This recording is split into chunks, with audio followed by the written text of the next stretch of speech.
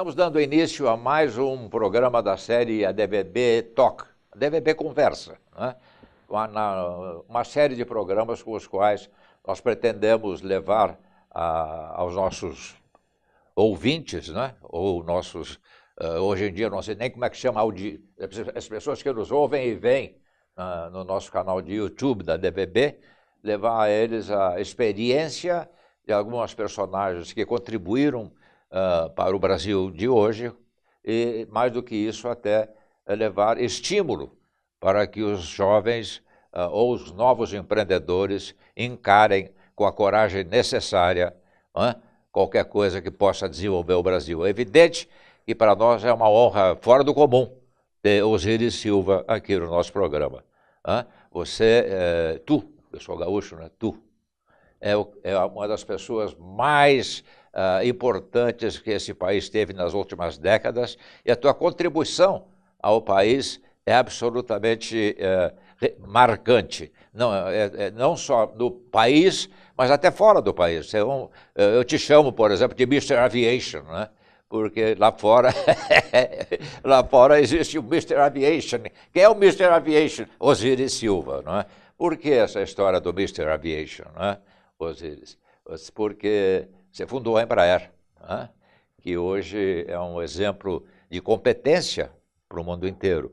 E agora acaba de fazer um negócio muito importante com uma empresa americana, a Boeing, né? Eu queria que tu dissesse para nós, em primeiro lugar, o que significa este negócio que a Embraer está fazendo com a Boeing para o Brasil. Bem, você sabe que os empreendimentos, ao longo da vida, quando a gente inicia um trabalho qualquer, normalmente nós planejamos uma rota a ser seguida, né? E, evidentemente, essa rota, à medida que a gente avança, às vezes, ela muda completamente por fatores externos. E é mais ou menos isso que aconteceu, né?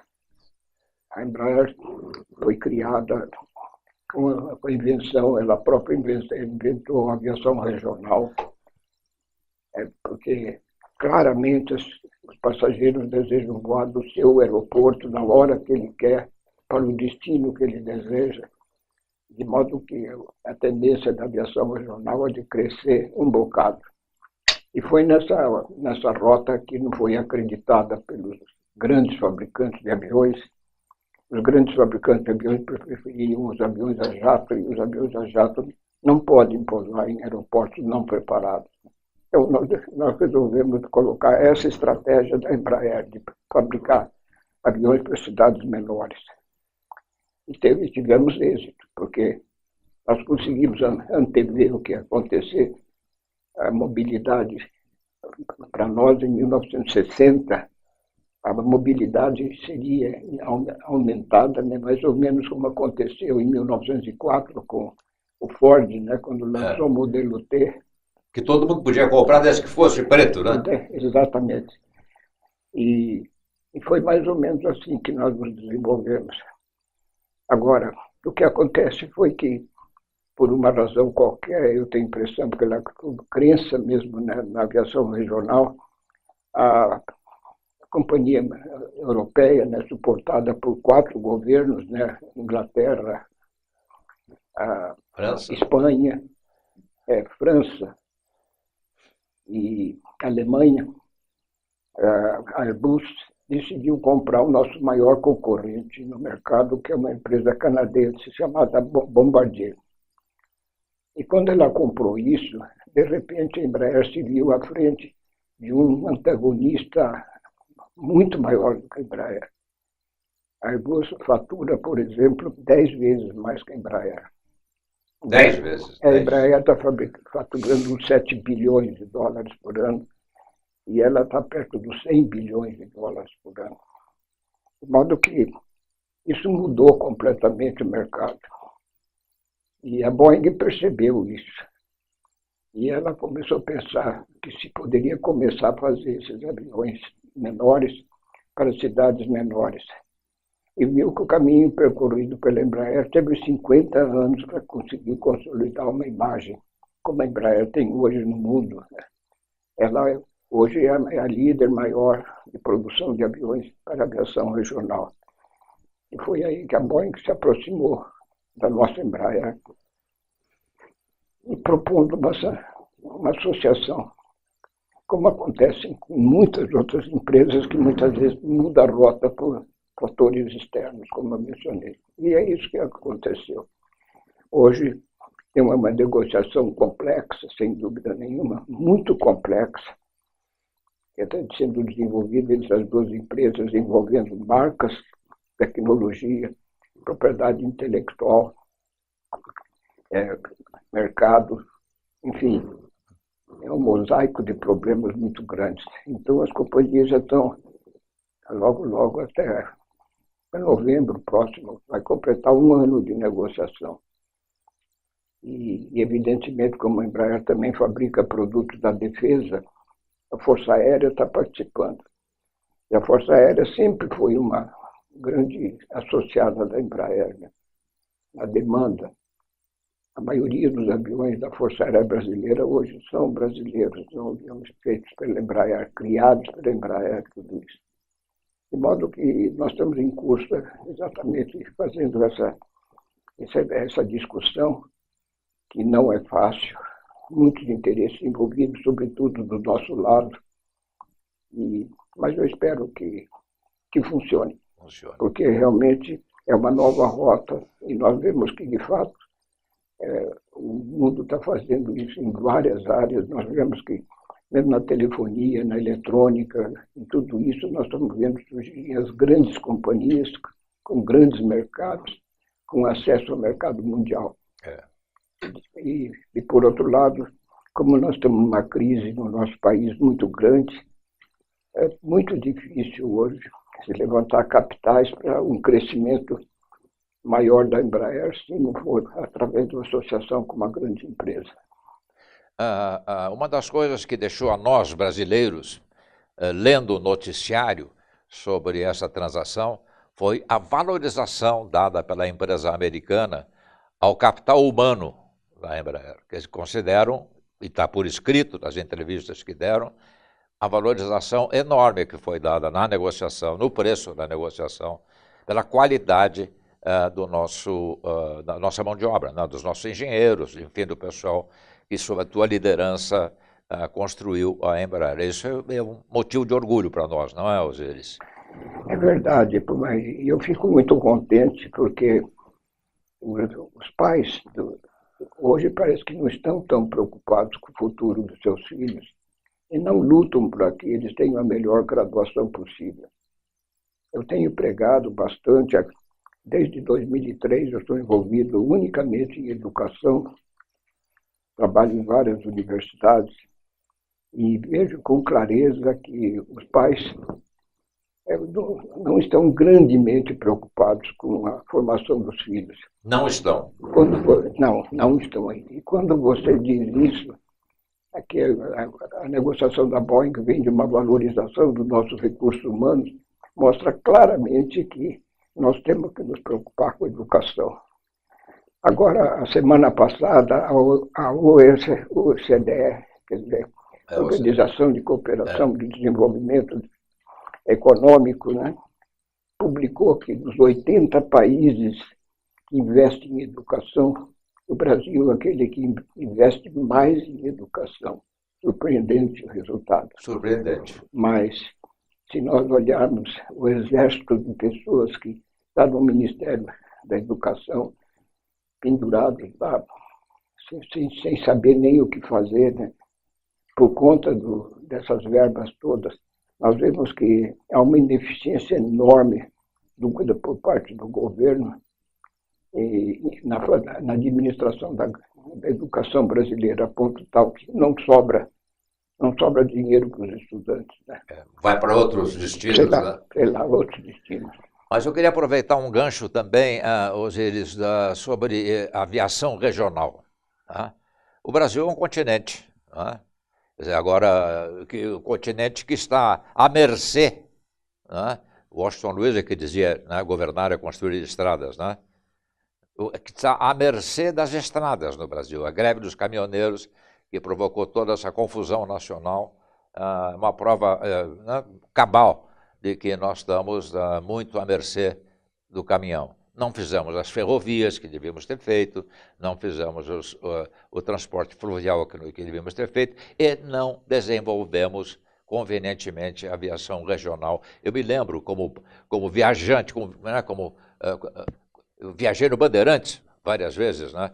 Me lembro daquela época e a gente achava que mais uma quantidade enorme dos 5.600 municípios brasileiros poderiam eventualmente vir a ser alcançadas pela aviação, pelo avião, não é? Pelas distâncias do Brasil. Não houve esse desenvolvimento do Brasil, não é, Osíris? Houve, o desenvolvimento houve, mas eu acho que todos que estão nos ouvindo agora, eu acho que eu considero hoje que o governo maior atrito que nós temos contra o desenvolvimento. Nós vimos que projetos grandiosos do governo não saíram. Não saíram do papel. Não saíram do papel. Quer dizer, mostra que o governo está ineficiente, incapaz de fazer grandes projetos, como acontece no mundo inteiro. Por exemplo, o caso da China, né, que é absolutamente surpreendente. Né? É. E de modo que a infraestrutura brasileira não acompanha, não tem acompanhado, e resultado, hoje, as iniciativas do passado estão em declínio, todas elas estão em declínio. O que é lamentável. Inclusive, a área de aviação. Eu não sei se você sabe, os seus ouvintes, mas hoje as empresas brasileiras de transporte aéreo atendem 100 cidades, em 2.500 aeroportos, nos 5.500 municípios que tem no país. Né? De modo que eu vejo que o problema fundamental está no governo. Nós estamos agora num período eleitoral, vamos ver se o povo brasileiro decide colocar um governo absolutamente diferente dos governos que nós temos tido até agora. E tu, como educador, empresário, líder, que conhece o mundo melhor do que a maioria dos brasileiros, qual é a tua expectativa para o Brasil do futuro? Quer dizer, aquele programa da Globo, né? O que é que você espera do Brasil? Bem, aí depende do enfoque que você coloca. O futuro do Brasil, se nós continuarmos na mesma rota que nós percorremos nos últimos anos, será muito difícil. Eu diria um futuro negro. Nós não sabemos para onde nós estamos caminhando. Nós temos que mudar e mudar com rapidez, porque o mundo não está nos esperando. Nós vemos países emergentes, nós podemos falar da China, da Coreia do Sul. Nós vemos agora Nova Zelândia fazendo esforço. Imagine, até o Egito está fazendo esforços para se desenvolver e tudo isso. Não vai haver espaço para nós, se nós não mudarmos o nosso pensamento. E, infelizmente, a população brasileira pensa, como o Brasil é um país enorme, 200 milhões de habitantes, quer dizer, o mundo olha para nós como 200 milhões de consumidores. A pergunta que nós fazemos é, será que são 200 milhões de... Quem são eles? Né? Quem são eles? Nós vamos ver que é uma proporção muito pequena da população brasileira. Que é consumidora, não é? Inclusive, o problema da educação, o problema que tu está dirigindo universidades. É brutal saber que, por exemplo, que 1/3 da população brasileira é analfabeta funcional, quer dizer... Não. Eu li no jornal hoje. Não, o seu percentual está incorreto. É incorreto? Na ordem de 60% da população brasileira ou é analfabeta ou semi-alfabetizada. 60% da população brasileira ou é analfabeta funcional. É essa a então, pelo menos é o que o IBGE diz. De acordo com o IBGE. Pois é, e agora em outubro vamos ter uma eleição. Aliás, uma eleição, faz 2 meses que falta para uma eleição, e vejo muita falta de entusiasmo no povo brasileiro com relação à eleição. Por que tantas restrições do governo para um sujeito ser candidato? Por que nós só podemos indicar candidato através de partidos? Por que não pode ter um candidato independente? Por quê? Por que que nós temos essas restrições que seguram os brasileiros? Porque os brasileiros são criativos, competentes, têm iniciativa, querem viver no mundo, no primeiro mundo, compram os produtos os mais caros que nós conhecemos, tudo isso. Quer dizer, esse povo quer coisa melhor. E por que que o governo segura, trava esse desenvolvimento todo? De modo que eu vejo que na eleição agora nós temos que pensar nisso. Naquele momento que vamos colocar o nosso voto na urna, nós temos que pensar em tudo isso.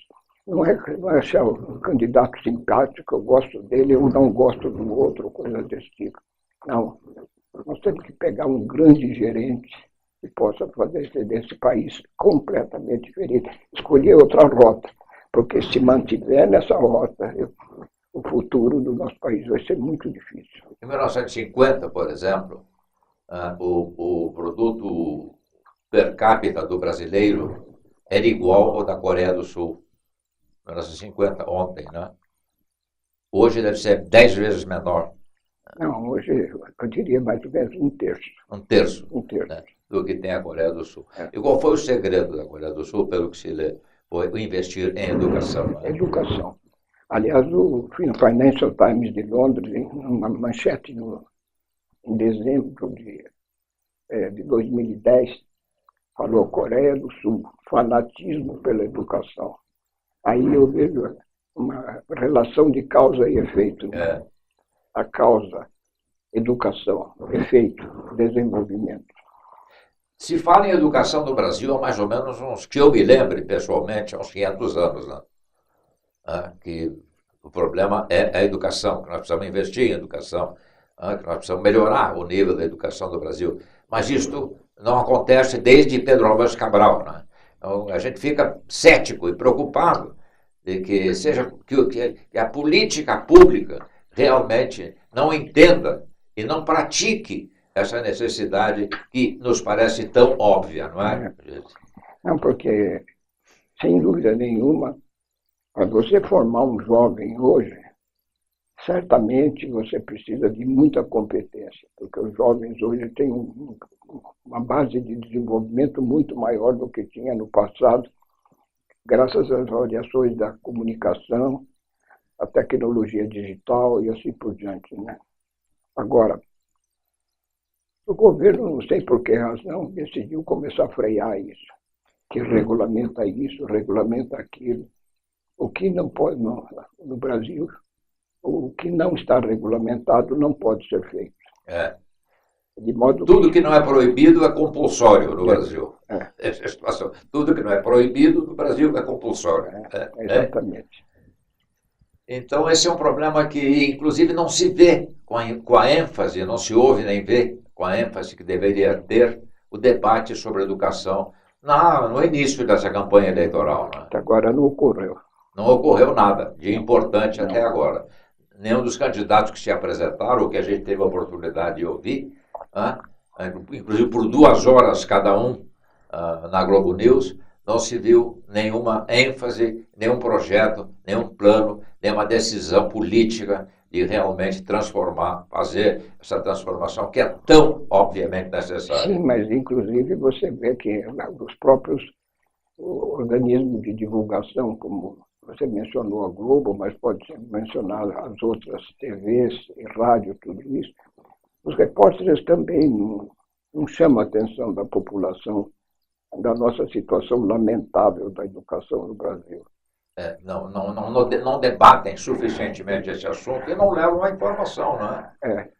E depois a gente vê uma tendência do governo, nos mecanismos de estímulos que existem, de financiamento, de risco, coisas dessa natureza, só ocorre dentro do sistema governamental. É o governo financiando o próprio governo, as escolas públicas do governo. Agora, as escolas privadas, que hoje, na área superior, estão com 70% dos jovens que estão se graduando, não têm acesso a esses recursos de estímulo que o governo coloca para as suas próprias empresas. Não tem acesso a isso. Não. Então, a perspectiva não é. Muito ao contrário, né? O jovem que entra numa escola pública não paga nada, né? O jovem que entra numa escola privada paga até impostos. Paga tudo, não é? Paga tudo. Você é reitor de uma universidade, eu sou membro do conselho de uma faculdade, a ESPM, né? Escola Superior de Propaganda e Marketing, e vejo lá a dificuldade, que nós estamos perdendo a cada ano o número de alunos que passam no vestibular e conseguem se matricular. E estamos vendo também um índice de inadimplência, famílias desesperadas, chorando, para ver como fazer, como transformar isso. É impossível, né? É impossibilidade que o aluno permaneça no curso. Quer dizer, é um negócio que realmente deixa a gente muito triste. O governo debate muito, por exemplo, o financiamento aos estudantes, o FIES, né? O FIES. Mas aí ele sofre modificações, eles mudam a regra do jogo quando o jogo já começou, né? E resultado, o jovem não tem confiança no FIES, de modo que ele não vai arcar com a despesa no futuro quando ele se tornar profissional, porque ele não sabe que a regulamentação do FIES vai ser mudada ou não vai ser mudada. A falta de credibilidade e a insegurança jurídica. É uma outra coisa. Aqui no Brasil falta confiança. Nós não temos confiança no governo. Se nós olharmos a rejeição agora que está havendo com os políticos nas eleições, nós vemos que o que está faltando é confiança. Nós temos que ter confiança no futuro. A natureza, por exemplo, ela garante que hoje, às 6 horas da tarde, o sol vai se pôr. Se fosse no Brasil, haveria uma medida provisória dizendo que o sol não vai se pôr às 6 horas da tarde. De modo que esse grau de confiança que permite a nossa vida natural concedida pela natureza. Né? Está havendo realmente uma apatia grande do brasileiro com relação ao seu próprio destino. Né? Isso é um sintoma de uma doença muito grave. Né? Mas vamos falar um pouco mais sobre o futuro. Vamos. Porque nós aqui estamos fazendo diagnósticos que todos conhecem. Não há novidade. Quer dizer, todos conhecem essa. Então, agora, a gente tem que semear uma semente do futuro. Um país, como você falou, um país gigante, que tem, aliás, um continente, né, que tem condições espetaculares. Quer dizer, nós estamos vendo um verão na Europa com 48 graus. Nós não temos verão como isso aqui no Brasil. Um país tropical, muito bem situado. O agronegócio vai muito bem, coisa dessa natureza. Nós vemos que nós estamos num país privilegiado. Agora, eu sinceramente, eu me canso de ouvir crítica. Então, aí eu procuro virar o jogo e falar Qual é a sugestão? Qual a sugestão? O que você vai fazer? Como que... John Kennedy, não espere não o que o país vai fazer por você, o que você vai fazer pelo país, né? Exatamente. Porque, afinal, o que cansa realmente o ouvinte é de a gente ficar falando em certas coisas que ele já conhece. Dizer que percentual tal aconteceu de tal maneira, que aconteceu isso, que vai haver acréscimo de imposto, que cresceu o preço das mercadorias, as fábricas estão fechando as portas, isso tudo nós sabemos. Agora, a pergunta fundamental é o seguinte, como dizem os americanos, what's next? O que vem depois? O que vem depois. E qual é a nossa receita? Bom, a receita é isso que nós falamos. Investir em educação, ter paciência de esperar 20 anos para formar um técnico, vamos dizer, de capacidade adequada, fornecer condições, não de subsídio, nada disso, eu sou contra subsídio, mas retirar essa quantidade enorme de leis. O Brasil, no mundo, é o país que leva mais tempo para autorizar a criação de uma companhia. Até que no mundo circula uma informação sobre o Brasil, que no Brasil é muito difícil criar uma empresa, é impossível fechá-la. É quase impossível fechá-la. É quase impossível fechá-la. Tal é a soma de exigências governamentais. Quer dizer, nós temos que eliminar isso, nós temos que limpar. Me lembro do Hélio Beltrão, nosso ministro desburocratização, né? Que foi incinerado, né? O Hélio Beltrão era meu amigo pessoal e realmente ele reclamava muito e achava que ele estava fazendo pouco. E, no entanto, tudo que ele fez já desapareceu, né? Desapareceu. Então, nesse programa de governo que vem aí pela frente desses candidatos, nós não deveríamos reeditar o Ministério da Desburocratização, fazer alguma coisa que seja ostensivamente... Talvez sim, né? Mas eu diria que uma coisa mais importante que tudo é a atitude. Uma atitude de previsibilidade. Ninguém investe se não tiver uma previsibilidade. Lógico, né? Ninguém investe. Então, é criar essa previsibilidade. E a segurança jurídica também, não é? Que estamos atravessando uma fase complexa, hein? Do que diz respeito à insegurança jurídica no Brasil. Mas aí tem um problema que foi nosso mesmo, né? Nós Brasil. A nossa Constituição. Eu não sei se todos notaram, já levaram em consideração, que neste ano a nossa Constituição faz 30 anos. A Constituição de 1988. Faz 30 anos agora. E essa Constituição tem no seu preâmbulo escrito: nós, os representantes do povo, e aí emite a Constituição. Nos Estados Unidos... we the people. We the people. Nós, o povo. O povo. Quer dizer, o governo tem o poder aqui no Brasil de mudar a Constituição. E não pode. Numa democracia séria, o governo não tem autoridade para mexer na Constituição. E aqui se mexe na Constituição com uma facilidade enorme. Mais de 100 emendas já. Quer dizer, porque quando Jefferson entregou, há 200 e poucos anos, nos Estados Unidos, entregou a Constituição, falou: este é um documento que defende o povo da voracidade do governo. Ele disse isso há mais de 200 anos. Aqui no Brasil, como se o Ulisses Guimarães tivesse falado essa mesma frase, ele diria: esse aqui é um documento que faz com que nós, o Congresso, vamos fazer do povo o que nós queremos. Exatamente. Nós, o Congresso, decretamos, não é? E não we the people, não é? Decidimos o destino da nossa nação, não é? É difícil mudar isso, não é, Osiris? Olha, no fundo, eu diria, vamos voltar a 1960, quando eu comecei a fazer avião. O que diziam? Não é possível fazer uma loucura. É loucura. Essa empresa não vai. Quer dizer, eu diria a mesma coisa. Quer dizer, as pessoas que falam: isso não dá para fazer, bom, essas pessoas não contam para essa nossa discussão, né? Nós temos que colocar que o impossível pode ser feito. Aliás, tem uma frase gravada lá em Los Angeles, no túmulo do Walt Disney. E a frase diz simplesmente o seguinte: eu gosto do impossível porque lá não tenho concorrência. É uma excelente frase. Eu gosto do impossível porque lá não tem concorrência. Né? Então, nós precisamos acreditar cada vez mais no futuro do Brasil. Não é? Precisamos de alguma forma. Inclusive aí, repito e pego esse gancho, os meios de comunicação não têm contribuído muito, ou como deveriam contribuir, para aumentar essa sensação. Mas isso não é doença nossa, não. Se nós olharmos nos Estados Unidos hoje, a imprensa é muito sectária, né?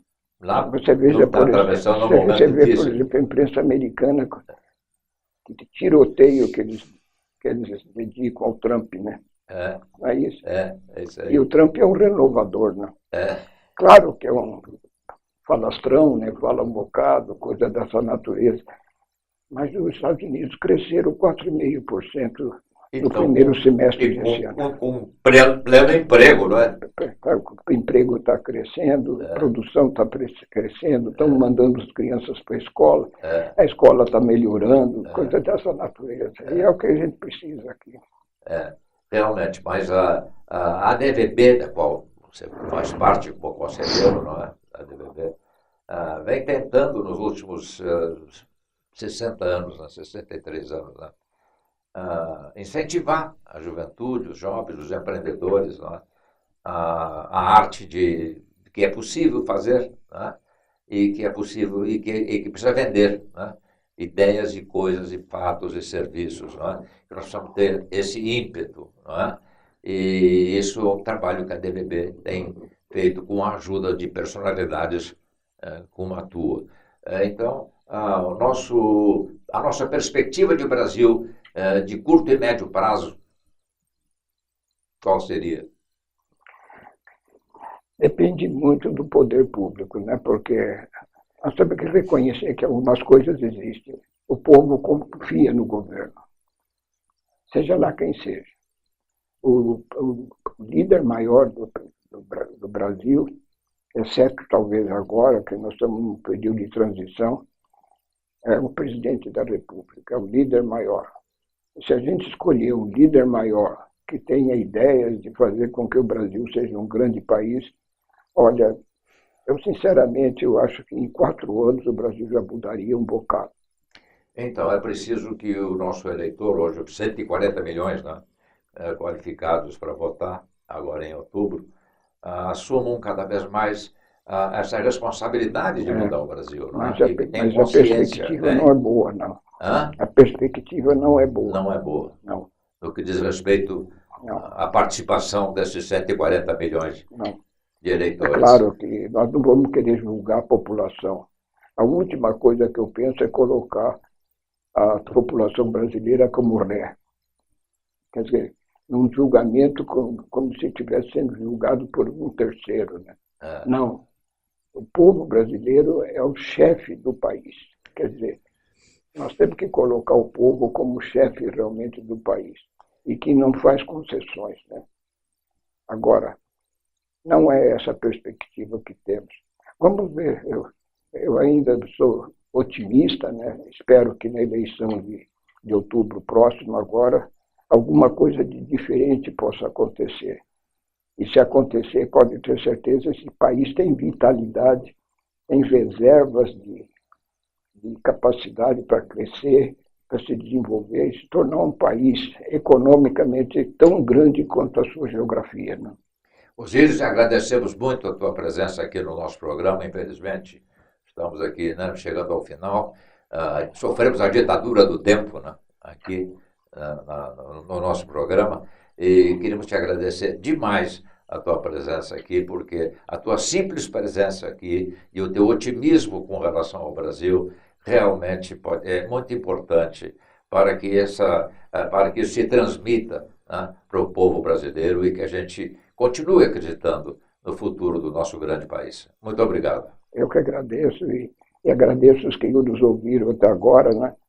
E de ficar ouvindo até o final, mas dizer para cada um deles, não esmoreça, não desista, caminhe para frente. Que eu me lembro de uma frase que eu vi na minha cidade natal, numa vitrine, dizendo: aqueles que não pararam estão tão distantes que jamais poderão ser alcançados. E é mais ou menos isso. É mais ou menos por aí. Muito obrigado, Osíris. Muito obrigado.